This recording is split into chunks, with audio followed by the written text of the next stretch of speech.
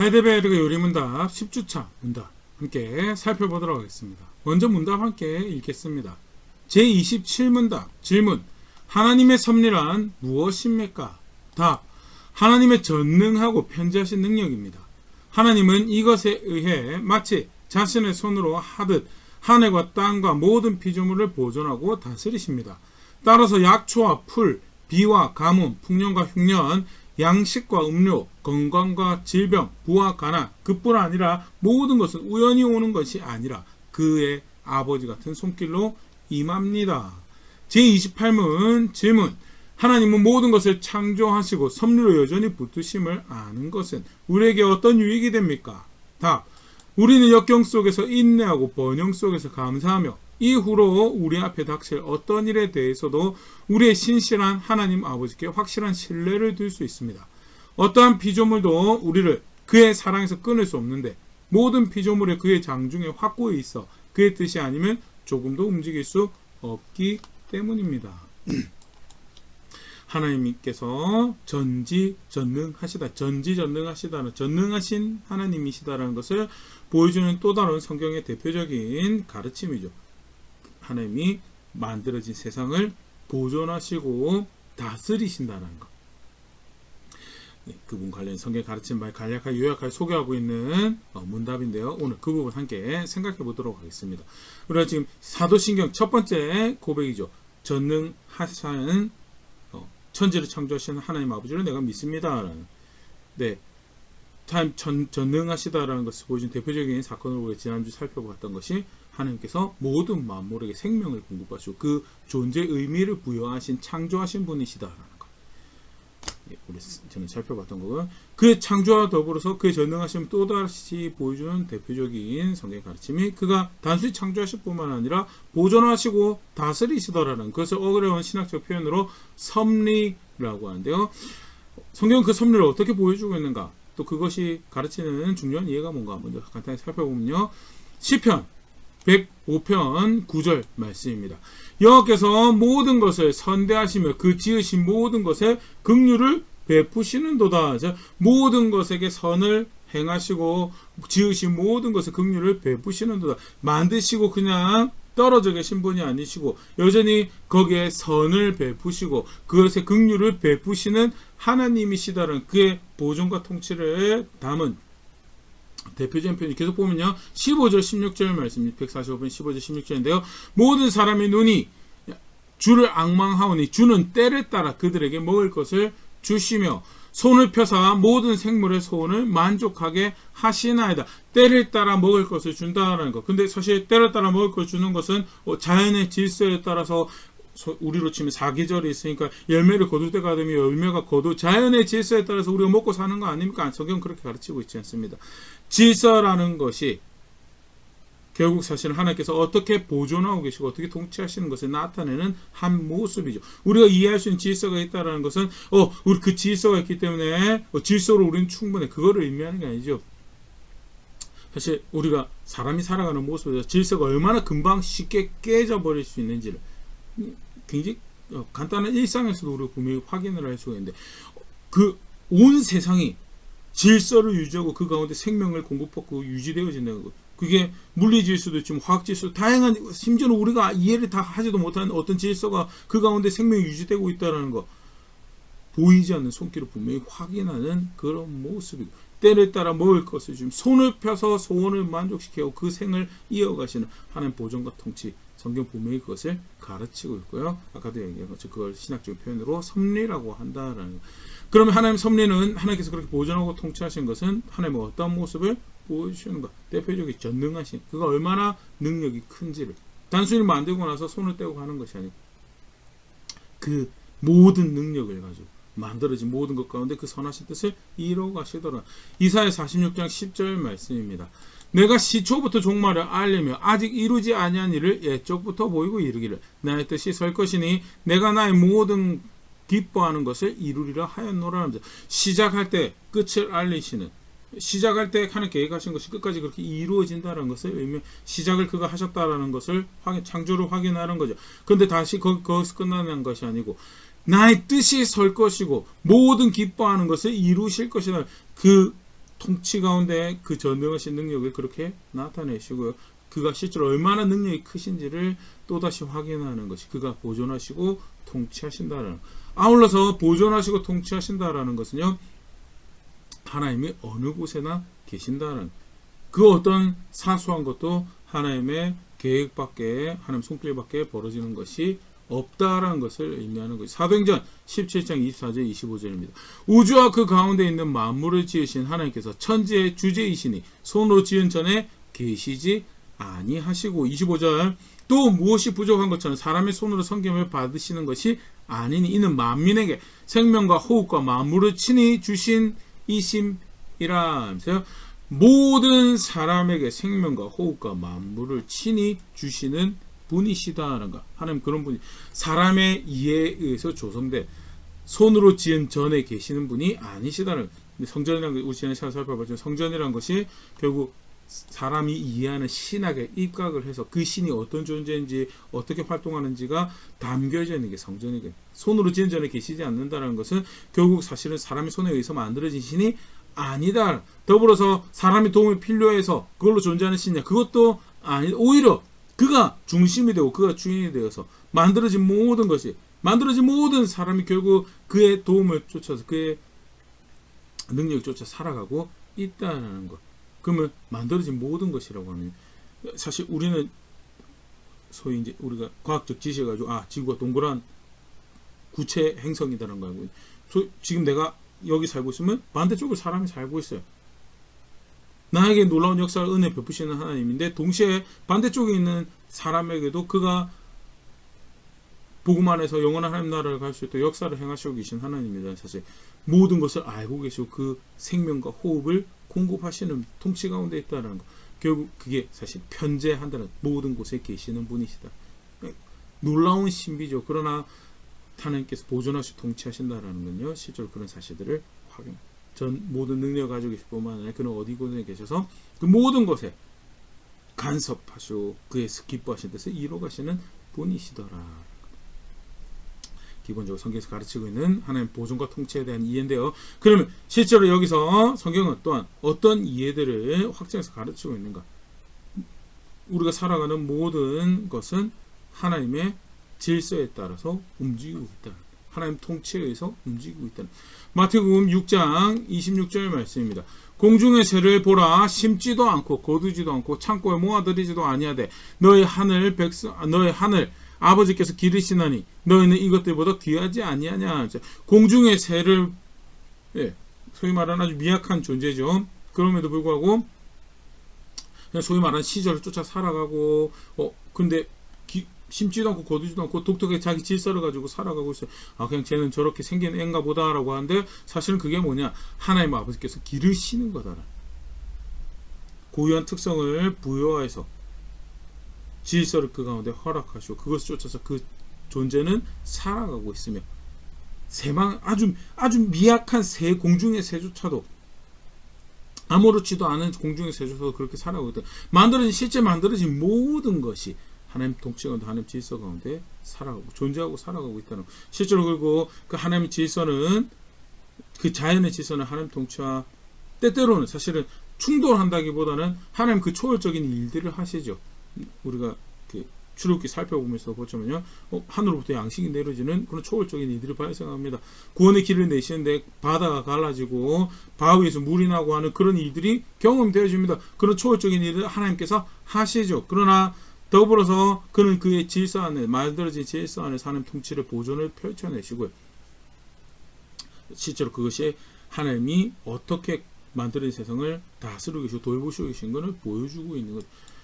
질서 가운데 그렇게 살아가고 있다는 것. 30절 마태복음 6장 30절 말씀입니다. 오늘 있다가 내일 아궁이에 던져지는 들풀도 하나님이 이렇게 입히시거든. 하물며 너희가 보냐 믿음이 작은 자더라.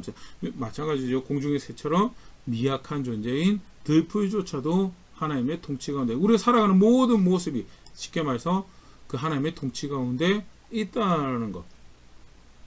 모든 것을 결정하시는 하나님 통치가 질서 가운데 살아가고 있다는 거 꼭 기억해야 될 것이고요. 더불어서 그럼 그 가운데 우리가 살아갈 때 그러면 하나님 질서대로 하나님 통치 따라 살아가는 것은 그럼 알아서 되는 건가? 솔직히 그런 거는 아니죠. 좀 전에 이제 질서라는 표현이 등장했는데요.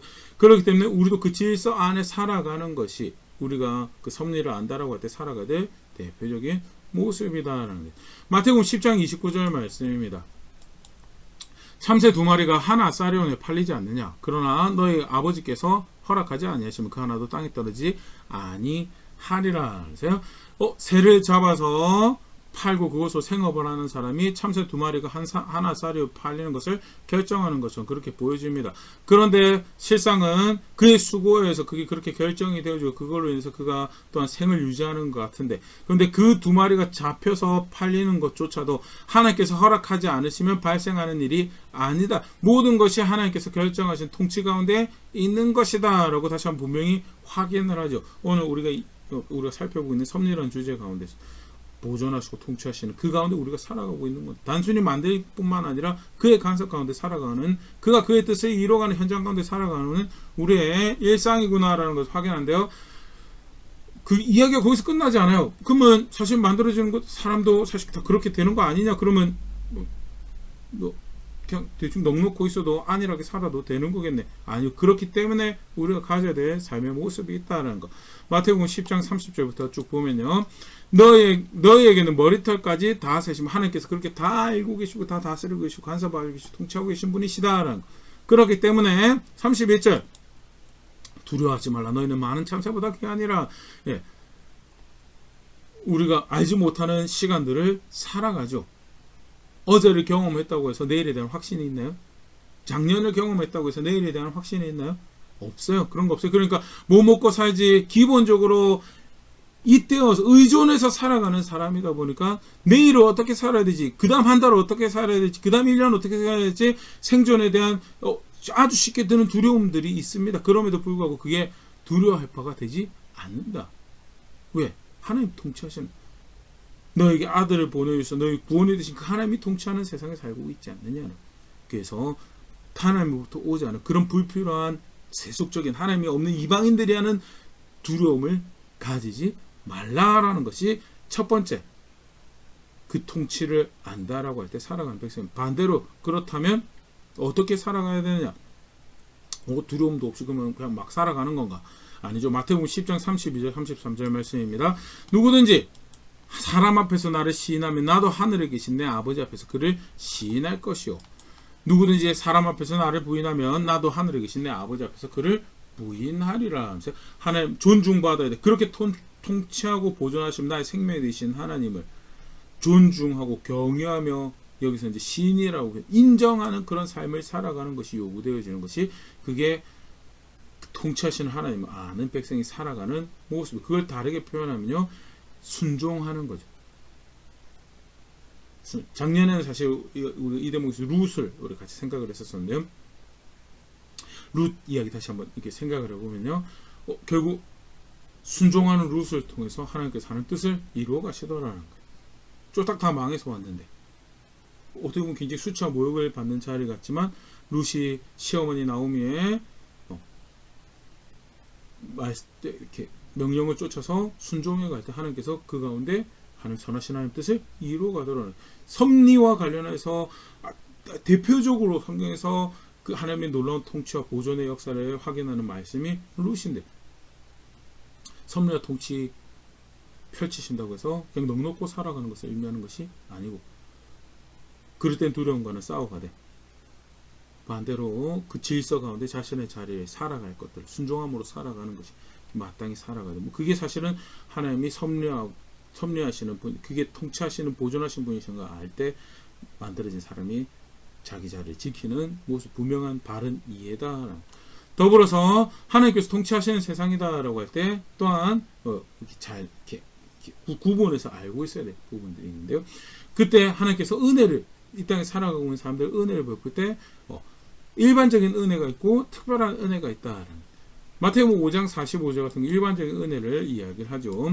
이같이 한즉 하늘에 계신 너희 아버지의 아들이 되리니 이는 하나님이 그 해를 악인과 선인에게 비추시며 비를 의로운 자와 불의한 자에게 내려주심이라면서요. 하나님은 어떤 분이시냐? 비록 악인이라 하더라도 햇빛을 비춰주시고, 비록 악인이라 하더라도 불의한 자라 하더라도 비를 내려주시는 분이시더라라는 거. 그만큼 사실은 이제 자비로우신 분이라는 것과 더불어서 일반적인 은혜 안에서 허락된 영역들이 있는 거를 확인을 하죠. 아울러서 악인이라 하더라도 불의한 자라 하더라도 오히려 그 일반적인 은혜 안에서 돈의 질서에 충실하면 그가 돈을 더 많이 벌 수도 있어요. 땅을 더 많이 가질 수도 있고요. 더 큰 힘을 가질 수도 있고, 그게 일반적인 은혜가 의미하는 바죠. 그렇다고 해서 그 일반적인 은혜가 주어진다라고 하는 것이 그가 그래서 하나님 앞에서 의인으로 여겨진가, 그걸 의미하는 건 절대 그거 두 개를 혼선해서 안 됩니다. 그러면 일반적인 은혜가 그런 거라면 특별한 은혜는 뭐냐? 구원하시는 은혜죠. 구원하시는 은혜. 로마서 8장 17절 18절입니다. 자녀이면 또한 상속자 곧 하나님의 상속자요 그리스도와 함께한 상속자니 우리가 그와 함께 영광을 받게 하여 고난도 함께 받아야 할 것이니라. 생각하건대 현재 고난은 장차 우리에게 나타날 영광과 비교할 수 없느니라 하면서 일반적으로 악인에게도 불의한 자에게도 주어지는 은혜가 있다면요, 특별하게 하나님 백성들에게 허락되어지는 은혜가 있죠. 그게 뭐냐? 예수 그리스도를 아는 것 가운데 그 예수 그리스도와 함께 상속자로 여겨지고 그와 함께 나중에 나타날 영광을 누리기 위해서 현재 그 본을 따르는 거룩한 삶을, 의로운 삶을 살아가는 그 특별한 부르신 가운데, 그 특별한 도우신 가운데 살아가고 있다는 거죠. 때때로 그것을 두 개로 혼선을 하면요, 하나님 백성이 되면 또 하나님 나라에 상속받을 자가 되면 돈도 많이 벌어야 되고 세상에 권력도 가져야 되고 명성도 가져야 될 것처럼 생각하는, 절대 성경 그렇게 가르치고 있지 않습니다. 혹 너무 세상을 사랑해서 명성도 돈도 권력도 하나님 자녀 되는 것만큼 중요하고, 아니 때때로는 그걸 하나님 자녀로 나중에 하나님 나라 상속자가 되는 거 더 크게 여기지면, 그거는 그렇게 이해한 본인의 욕심이 잘못된 거고요. 사실 비할 바가 되지 않는 거죠. 일반적인 이 땅에 살아가면서 돈의 질서를 충실해가지고 돈을 많이 벌었지만 결국 사실은 그 결과가 영원한 형벌이라면 그 잠시 잠깐의 기쁨에 영혼을 팔아넘긴 거고, 영원이라는 시간을 팔아넘긴 그런 안타까운 모습입니다. 그걸 절대 혼돈해서는 안 될 거고요.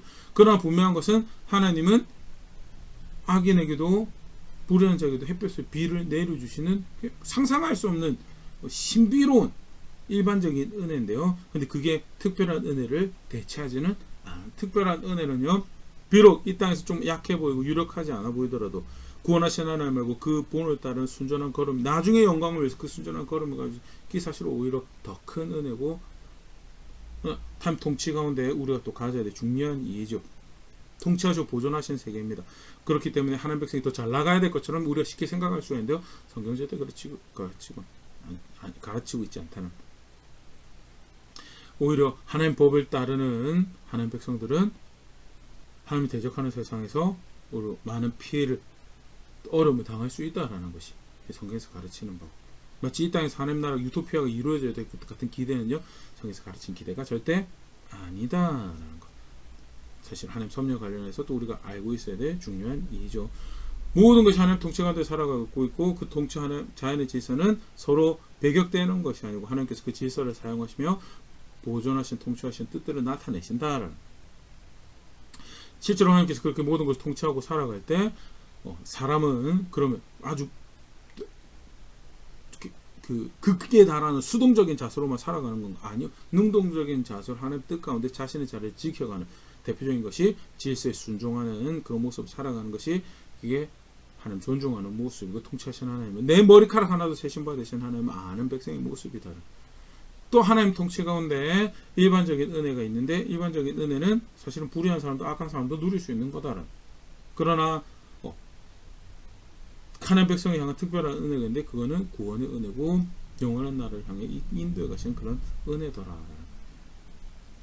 또 하나 더 하나님 통치와 섭리와 관련해서 하나 성경이 가르치는 중요한 이해는요, 실제로 그렇게 하나님 통치 가운데 살아간다라고 할 때 우리가 다 알지 못하더라, 아는 것도 있는데 다 알지 못하는 것도 있더라.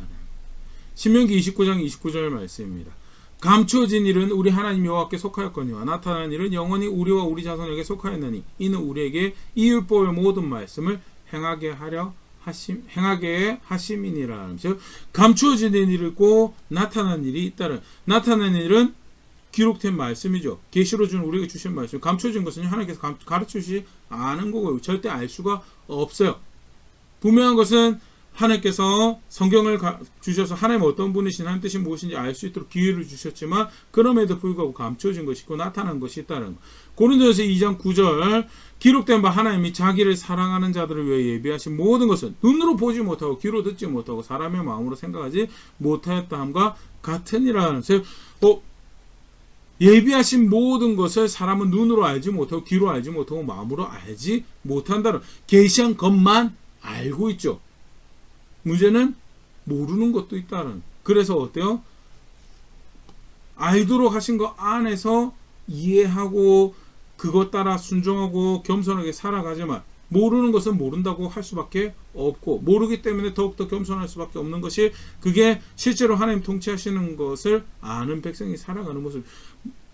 감춰진 게 있는데 못 본 게 있는데 듣지 못한 게 있는데 마음으로 알지 생각도 하지 못한 것들이 있는데 마치 기록된 거 받았다고 다 아는 것처럼 하면 그 또한 뭐예요? 통치하신 하나님을 멸시하는 모습이 된다는. 이게 사실 그 이야기의 대표적으로 나온 게 욥기 말씀이죠.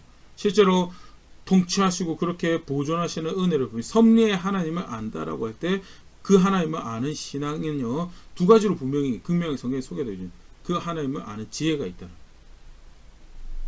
좀 전에 좀 알려주신 뜻들이 있습니다. 대표적인 게 신명기 말씀이죠.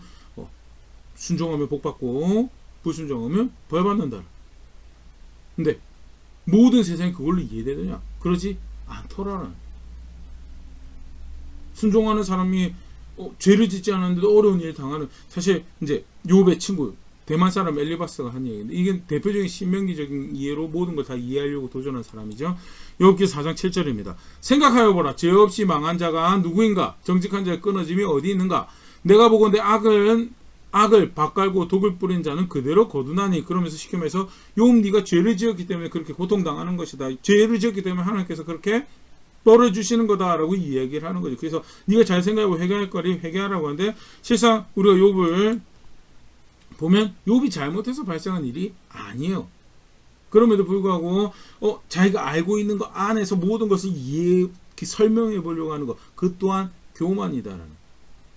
좀 전에 본 것처럼요, 감추어지네. 우리 절대 알 수가 없네. 하나님께서 왜 가르치시지 않았기 때문에, 보게 하시지 않았기 때문에, 하나님께서 듣게 하시지 않았기 때문에, 하나님께서 생각하지 못하게 하셨기 때문에 절대 알 수가 없는 감추어진 일이 있다는. 그 사실 자체는요, 우리가 모르는 세상에 살아가는 게 겸손할 수밖에 없다라는 거예요.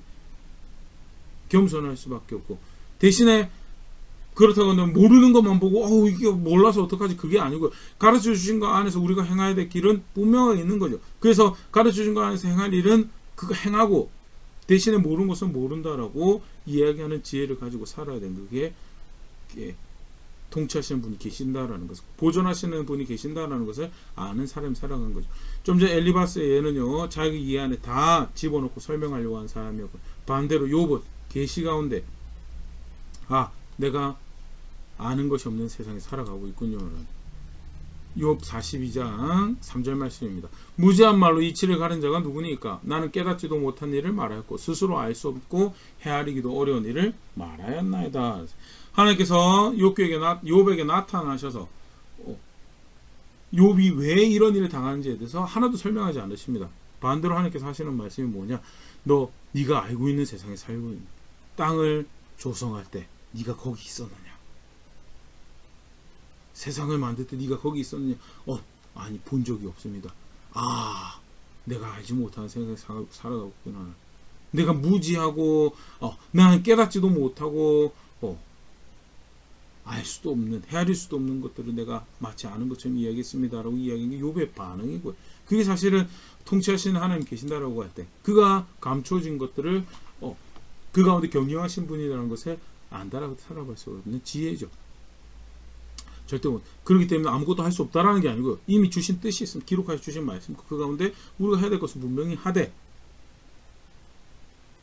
근데 그 대표적인 욥처럼 아무리 봐도 내가 죄를 지은 것이 없는데 마치 죄 벌 받는 것 같은 상황이 발생했을 때 죄를 지은 것이 없어요. 그렇다고 한다면 그 가운데 겸손하게 하나님 신뢰함으로 내가 또 행할 거 해가고 있는 게 그게 사실은 통치하시는 하나님이 계시다라는 것 가운데 우리가 배워야 될 지혜죠. 대표적인 욥의 말씀을 더불어서 통치하시는 하나님이 계시기 때문에 지혜와 더불어서 우리가 가질 수밖에 없는 게 그 하나님에 대한 신뢰죠. 이해를 다 못하는 상황이 발생했음에도 불구하고 여전히 통치하시는 분이 누구시냐? 하나밖에 없는 아들을 구원으로 우리에게 우리의 대속물로 보내주신 하나님이시다. 우리의 구원이 되신 하나님이시다. 그래서 그런 이해를 잘 보여주는 게 욥의 고백이죠. 죄송합니다. 하박국 선지자와 하나님의 대화 가운데 우리가 볼 수 있는 또 하는 말씀이죠. 하박국이 악인이 이스라엘 땅 안에서 악인이 잘 사는 거 이게 맞는 겁니까? 하나님 내가 그들을 심판할 것이다. 근데 하나님 심판하시는데 갈대아 사람 이방인인 갈대아 사람을 통해서 심판하시겠다고 했어요. 아니 하나님 우리가 아무리 잘못해도 그렇지 이방인보다는 나은데 이방인의 하나님 존중하지 않는 이방인 저 갈대아 사람의 손에 의해서 우리가 심판받는 것이 맞는 겁니까? 라고 할 때 하나님 내가 그도 심판할 것이다 라고 이제 하박국 2장에서 이야기하면서 하나님 백성은 무엇으로 살아가는가? 하박국 2장 4절 말씀입니다. 보라 그의 마음이 교만하면 그 속에 정직하지 못하나 의인은 믿음으로 말미암아 살리라 하면서 하나님 아는 백성은 믿음으로 살아. 그를 신뢰하는 것으로 살아. 알지 못하는 이들이 이해할 수 없는 일들이 계속 발생을 합니다. 그러나 그럼에도 불구하고 통치하신 분이 하나님이시다라는 것은 그 이해하지 못하는 상황 가운데서 나는 그 하나님을 신뢰합니다라고 내가 가르쳐주신 길들을 살아내는 것이 그게 신앙이고요. 그게 그 하나님을 아는 모습이고 신뢰하는 모습을 살아냅니다. 그런데 하박국 같은 경우에 하나님께서 하신 말씀 내가 심판할 거다라는 거. 악인에 대해 심판하고 제된 그 이스라엘 나라에 대해서 내가 심판할 거다라는 말씀이었고요. 오금이 저되는 일이고 마음 아픈 일이 발생을 하는 거죠. 그럼에도 불구하고 그 하나님을 신뢰하죠. 그래서 하박국이 뭐라고 고백하냐면 하박국 3장 2절 말씀입니다. 여호와여 내가 주께 대한 소문을 듣고 놀랐나이다. 여호와여 주는 주의 일을 이 수년 내에 부응하게 하옵소서. 이 수년 내에 나타내시옵소서. 진노 중에라도 긍휼을 잊지 마옵소서. 하나님 선하신 하나님이시다. 하나님 일을 하십시오. 그게 흥왕하고 부응하게 해주십소서. 나타내시옵소서라고 이야기했는데 사실은 그게 뭐예요? 그게 자기 백성과 자기 땅에 대한 심판인 거예요.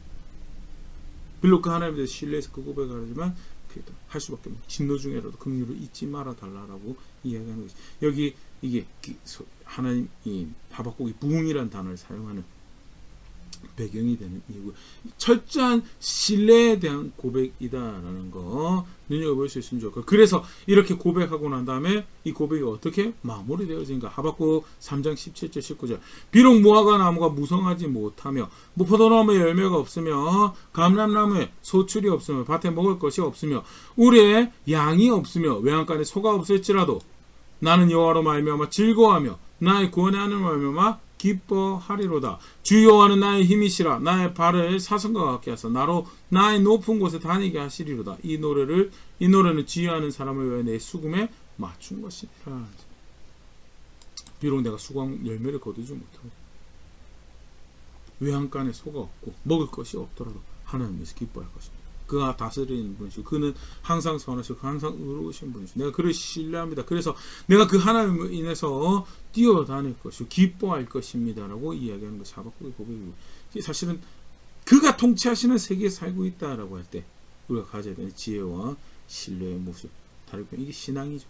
너무 잘 보여주는 그런 말씀인데 간단하게 하나님 전능하심에 대해서 지난 시간 상조라는 것 통해서 하나님 전능하심 생각해봤다면요 섭리라는 것 통해서 하나님 우리가 인지하든 인지하지 못하든 지금도 보존하고 통치하시는 분이시죠. 때때로는 그것이 자연 질서 가운데 때때로는 그것이 초자연적인 모습 분명한 것은 하나님께서 통치하신 세계에 우리가 살아가고 있고 실제로 그가 통치하신 세계에 살아가고 있다면 그의 질서 안에 내가 살아가야 될 분명한 모습을 취해야 되겠어요. 대표적인 모습이 그를 존중하고 그의 말씀을 따라 순종하는 모습이죠. 실제로 그렇게 살아간다라고 할 때 감춰진 것이 있고 알게 하신 것이 감춰진 것이 있다는 것은 우리를 겸손을 일으키고 알게 하신 것이 있다면 우리가 걸어갈 길에 대해서 담대하게 걸어갈 수 있는 기초가 되는 것입니다. 그게 통치하신 세계 가운데 하나님께서 그의 백성을 인도해 가시는 방식이었죠. 겸손해야 돼. 사실 분명히 겸손해야 돼. 살아가게 더욱더 분명히 살아내면서 궁극적으로 우리가 이해하지 못하든 이해하든 고백할 수밖에 없는 분명한 모습이냐. 통치하신 하나님 계시니 그가 나의 구원이 되신 선하신 분이시다는 것, 신뢰하는 고백을 만들어가는 것이, 그게 자신의 하나님을 전능하신 하나님으로 만드시고 통치하신 분을 아는 백성의 이해고 모습이다. 간단하게 살펴봤는데요. 나는 맞닥뜨린 상황과 사건에서 실제로 다스리고 계신 그 선하신 하나님을 어떻게 인정하고 존중하는 그런들을 만들어 왔던가. 내가 신앙으로 고백하는 고백들은 과연 그를 다스리신 분으로 인정하시는 고백이었다. 우리가 쉽게 신앙을 가지고 있다고 쉽게 빠질 수 있는 게요. 내가 성경에서 가르치는 그 소위 이제 학자들 표현 신명기적인 세계관이라고 얘기를 하는데요. 순종은 복 받고 불순종은 벌 받는다. 그거 가지고 다 설명하려고 그런 거죠. 그러니까 제가 이제 예전에 중고등부나 학생부들 가르칠 때 이제 맞닥뜨렸던 안타까운 예들인데, 주일 예배 빠지면 벌 받는 것 같은. 뭐 실제로 그거일 수도 있고 아닐 수도 있어요. 근데 그걸 확답할 수 있는 근거가 없어요. 근데 이제 그런 신명기적인 세계관으로 이렇게 이해하면 주일 예배 빠지고 놀러 갔다가 다치면 예배 빠져서 벌 받은 모양이다라고 이해하면 사실 하나님 그런 분으로, 물론 그렇게 간섭하실 수도 있고 아닐 수도 있지만 자기 세계관에 다 집어넣고 이해하려는 그런 모습으로 발달할 수 있는 그런 부분에서 사실 좀 경각심을 가져야 됩니다. 알지 못하는 것도 있거든요. 겸손해야 돼. 함부로 사실은 이야기할 수 없는 대목들이 분명히 있다라는 것. 실제로 나는 어떻게 내 입술로 하나님 존중하고 내 이해로 하나님 존중하고 내가 그를 신뢰하고 있다는 것을 고백하고 살았던 것. 오늘 말씀 가운데 다시 한번 좀 이렇게 고민하고 돌아볼 수 있으면 좋을 것 같고요. 통치하신 하나님이 그 가운데 살아가고 있다는 사실 자체가 격려가 되고 도전이 되고, 사실은 그가 나의 구원이 되신 분이셨다는 사실은요, 굉장히 큰 매일매일 살아가는, 아무리 그것이 어렵더라도 열정이 되는 그런 말씀인데, 실제로 그렇게 이끌어가시는 은혜 도움 가운데 고백해야 될 신앙의 고백을 만들어가는, 무엇이 성경에서 가르치고 있는 지혜인지, 무엇이 하나님 성경에서 도전하고 있는 신뢰의 모습인지 실제로 살아내면 그 통치하신 하나님을 압니다. 내가 그를 나의 구원의 하나님을 압니다. 라는 고백도 만들어가는 자리는, 그건 제가 될 수 있으면 좋을 것 같고, 그렇게 함께 성숙해져가는 우리 교회 될 수 있으면 좋을 것 같습니다.